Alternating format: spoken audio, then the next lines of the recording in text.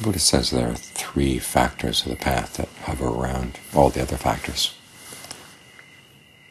There's right view, which helps you to know what's, say, right speech or wrong speech, right action, wrong action, right mindfulness, wrong mindfulness. And then there's right mindfulness, which keeps in mind the fact that you want to develop skillful qualities and you want to abandon the unskillful ones. And then there's the actual effort, the right effort that actually does develop the skillful ones and abandons the unskillful ones. These things have to go together, because without right view and right mindfulness, your effort goes straying off in other directions.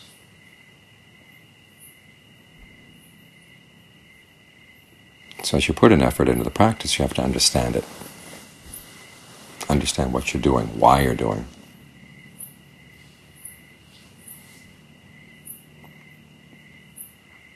And once you've got that understanding, you've got to keep it in mind, because otherwise the effort goes in fits and starts.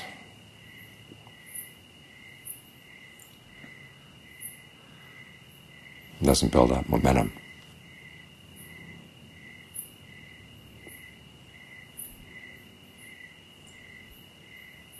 For example, with right understanding,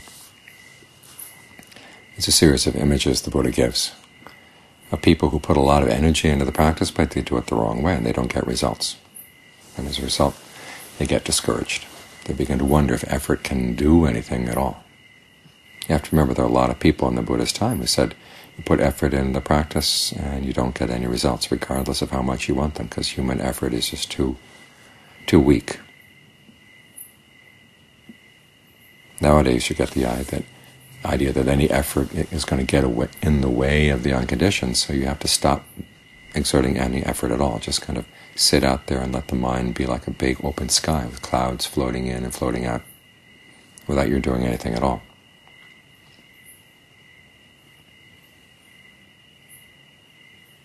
But that wasn't the Buddha's approach. He said you have to understand where effort is best applied.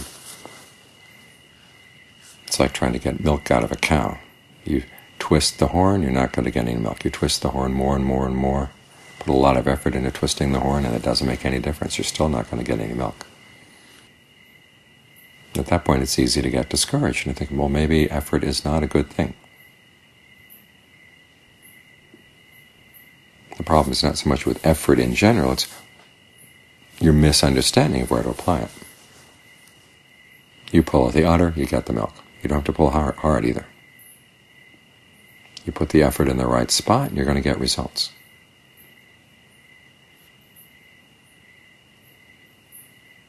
And then you've got to keep that in mind.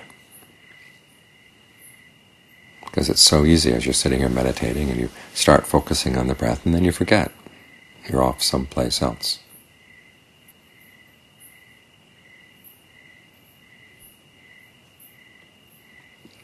Or you get distracted by something in the breath itself.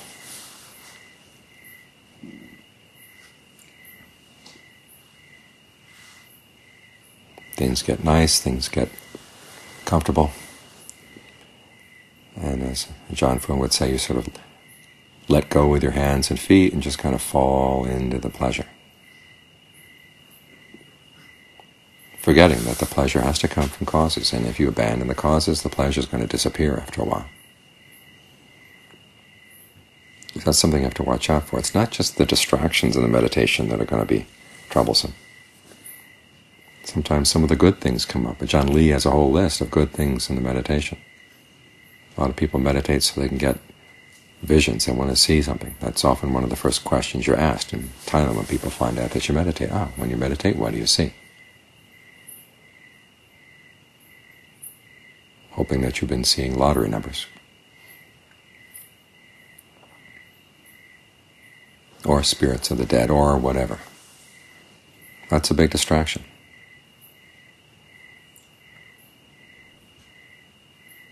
Even the sense of rapture that can come in a meditation, that can be a distraction too. The sense of pleasure, ease, that can be overwhelming. If you see that coming along and you just reach out for it, you're going to miss everything. You're going to leave the breath, and your meditation will float around for a bit, and then you come out and wonder where you were. So this is why mindfulness is such an important part of the concentration. You've got to keep your breath in mind. If you're not focused directly on the breath, well, at least keep the fact that you're dealing with feelings and mind states. Any one of the 4 frames of reference.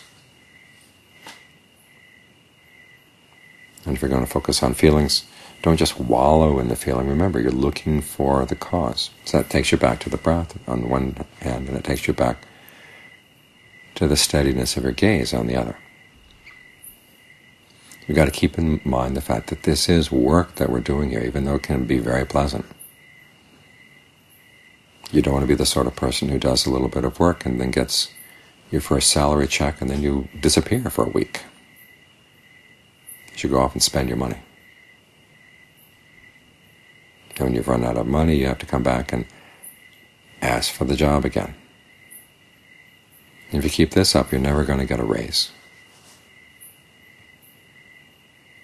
You have to realize that the progress comes by sticking with the breath in its various manifestations. If you're not sticking with the in and out breath, try to stay with a sense of breath energy suffusing the body. Make sure that every part of the body is nourished by that kind of energy.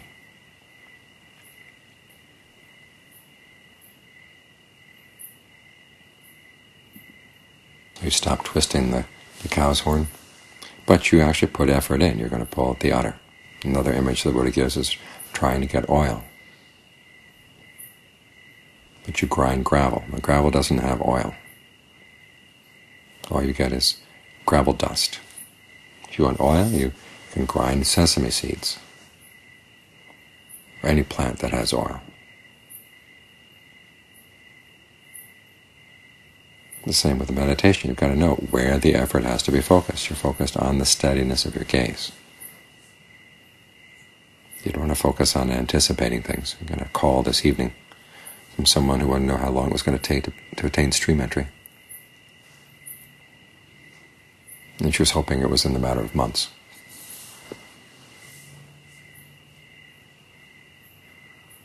And as I told her, you can't focus on that. Where are you going to look for stream entry? You've got to look right here at your breath.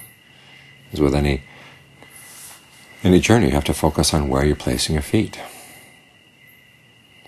If you have an imaginary image of what the goal is going to look like, you can't walk on that image. The image is not going to take you there. It may motivate you, but the actual getting there has to be in watching where you're taking your step to make sure you're on course and that you're not going to step on something slippery and fall.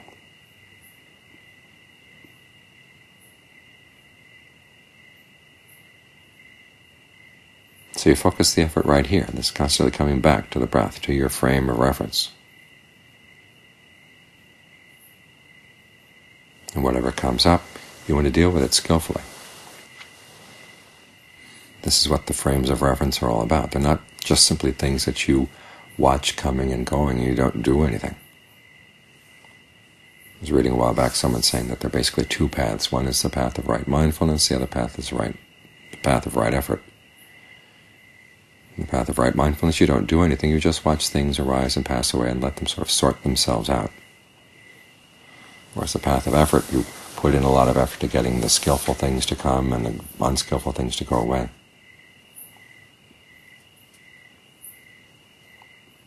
The idea being that the first path was the one that used more discernment and was wiser and easier. But I've never seen that path go anywhere. I've never seen the Buddha teach that path. For him, right mindfulness, right effort have to go together. You remember to apply right effort, and you remember where to apply it because you've been learning lessons in your meditation, either from Dharma talks you've heard or from your own reading or your own practice. You learn your lessons, you try to keep them in mind so you can apply them.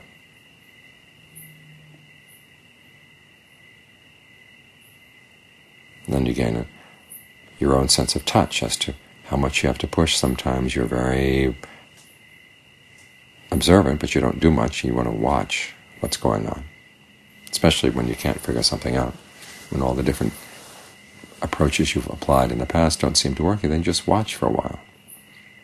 But when you have something that works, go ahead and do it. Because the frames of reference are there to remind you. These are the things you watch out for, and when you see them arise, remember there's a duty with regard to them. You've got the Four Noble Truths, and they're telling you, you do this. If you run into any stress or suffering, you want to comprehend it. If you can see what's giving rise to that stress, you want to let that go. And so the factors of the path, everything from right view to right concentration, those are things you're trying to give rise to if they're not there, and then you develop them.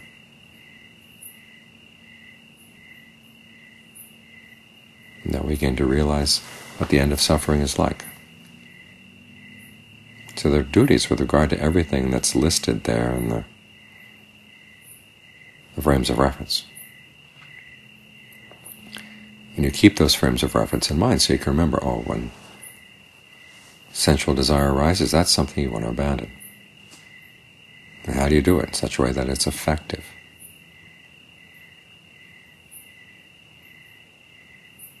When rapture arises, how do you develop that in a skillful way? When serenity arises, how do you develop that in a skillful way? When ill will or sloth and torpor arise, how do you abandon those things, not get sucked into them?